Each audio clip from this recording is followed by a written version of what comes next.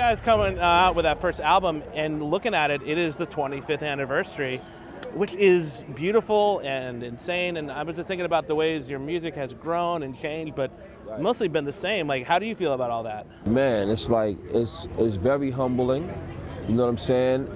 I can't believe it. Like, 25 years is gone in a finger snap. Where did the time go?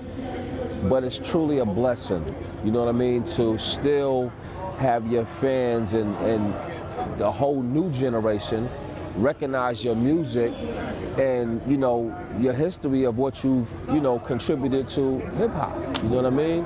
And that's a great thing, man. It's a great thing. I mean, I think we have grown and evolved, but I think at the same time we have stayed the same as far as humility, being humble. I mean, you know, when you become an artist and you become mainstream and you grow and more people know about you, I mean, certain things change, but then some things stay the same, you know, as far as who you are. You just reach out to more people. But it's been a beautiful journey, man. I mean, this was a childhood passion. Really? How did it start out when you were a child? Well, it started out for me with like Mother Goose and nursery rhymes and a little bit of poetry, and then hip hop came, and you know, I was really like moved by it. And I was already reciting nursery rhymes, so when hip hop came in, I already had that kind of flow, you know, that knack for rhyming and delivering lyrics in a certain way, although they were nursery rhymes, and it was just something that I had, you know, interest in. Well, I wonder, as you guys have grown as a group too, like, I'm sure it's not the same, and to make it generalized is such a difficult thing to do. But on the flip side, like, is it kind of the beat that's leading, like, the rhymes when you guys create the music, or is it like, hey, I have this great verse, we got to find the music for it? Like, how is? Well, as an artist, you're always writing. So a lot of times I'm writing without music. I don't always have to write to a beat or to a song. I'm always writing. You're always thinking. You know, you travel, you're around people, so you always get ideas and thoughts, and they're in your head. So you're always kind of like writing in your head, although you're not jotting things down, you're taking mental notes of certain things. So it's usually always the thought and the idea before the music.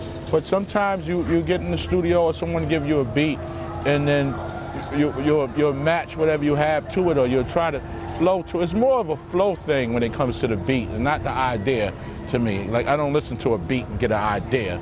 I listen to a beat and get a feeling of what flow or what delivery I want to, you know, use on this beat. Back in like the early 90s, I don't know all the intricacies, but you guys were mostly in control of your music, your publishing. Right. And now when we think about like Spotify and Apple Music and Tidal, like, it's in a weird way, you guys are way before your time on some of that, but now I'm sure it's paying off, right?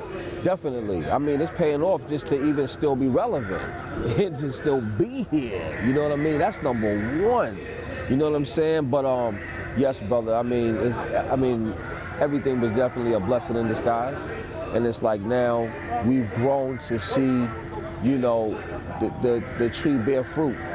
And now it's time for a harvest. When you guys are putting all the music together, it comes down to like the beats and the rhymes. Is there one thing that you feel leads the music more than the other, or is that like that special sauce of the Wu-Tang sound? Well, a lot of times we get the beats first. You know, we sit with them for a little while, analyze them. The beats could come from various producers within the camp. We might get some from Mathemax, we might get some from RZA, or we might even shop around. A lot of times we let the higher ranked brothers go ahead that got the best ear to pick those beats. Sometimes it be RZA, sometimes it might be Ray. Right now we got Ghost picking all of the beats for the new upcoming Wu-Tang album, and what I heard so far is cracking the valve. Yeah? Straight like that. When is this album coming out? I can't give you that information. Then I gotta put you in the bag. Are we talking like sooner or later? I gotta put you in the bag if I give you that information. All right. But it's coming though, you know what I'm saying? We working on it though. We're sitting here like 25 years after the first album, and there's a big crowd of people, and all these people want to talk to you guys to see the show. What's keeping you guys going? The drive, the love, the passion. There's a passion that comes with this, especially when we were young. There's this driven, like this passion that's just in you. It's this innate thing.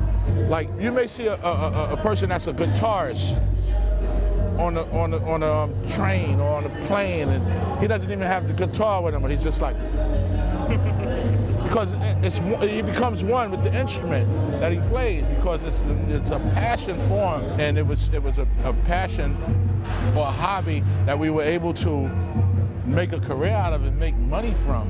I always tell people all the time, listen, if there's no listener, there is no me. You know what I'm saying? Somebody has to be listening. Somebody has to want it. And that's where the blessing comes, you know what I mean? And that's very humbling for me, you know what I mean? So if somebody, I don't care if it's 10 people, if they want to hear it, I'm going to give it to them. But like, what's next for you guys? I mean, is it going to be like, you guys are going to be like the hip hop Rolling Stones and be in your 70s and dancing? Why not? You know what I mean? It's like, I would love that, you know what I mean? But, right now, the 25th anniversary is upon us. That's a beautiful thing. We have another Wu-Tang Clan album coming for you. You know what I mean? It's a lot of things in the works, man. A lot of things in the works. So we have these cards, and we do a game called App or Crap. And what we do is we have a bunch of apps that are actually apps you can put on your phone, and some that are not actual apps. And we want you guys to tell us if you can figure out which is which. So the first one's called Where's My Burrito? It finds the nearest place to buy a burrito. Do you think this is a real app, or do you think it's crap? Crap. It is indeed crap. Okay, so it's called Run Pee. It lets you know when you can use the bathroom during a film without missing important parts. Crap. That might be an app. You got it. It is definitely an app. Okay, so this one is called Protect Your Neck. It notifies you when you've been looking down at your phone too much. I never heard of that. Never heard of that? Never heard of that? Yeah, that is crap. A good song though. It's funny though. This is called Yo. It sends your friend a message, yo, as a text or audio message. That's official. It's official? Official. It is indeed, yeah, man. App it is. It's called Places I Pooped. Not me personally, but it digitally marks on a map all the places you pooped. App or crap? Crap. Stupid. It is an actual app. Someone's making money off of you documenting where you go to the bathroom. iNapkin, you wipe your face with your phone, and the app tells you what you ate. Oh, well, it tells you what you ate? Use the phone to wipe your face, and the phone will tell you, the app will tell you what you ate. No. Not yet. Definitely not yet. That's definitely crap. This is called Car Matey. It tells where you parked your car in a pirate voice. Yeah, it could be. No? I can see that. You're right, man. It is definitely, that is an app. It's called Trump's Wall. It's a game where ducks are ruining Donald Trump's yard, and you gotta stack blocks up high enough to keep them out. App or crap? Crap. The game or the Donald Trump's wall? The game is real. Actually a real game, yeah. Wall is real. That is a real game. And this last one is called I'm a Man. This one tracks the menstrual cycles of multiple girlfriends. App or crap? Tracks the menstrual cycles of multiple girlfriends. I want that to be real. Like that sounds ill. You want that sound to like an app. That sound It is indeed real, so you could download that and iOS or Android.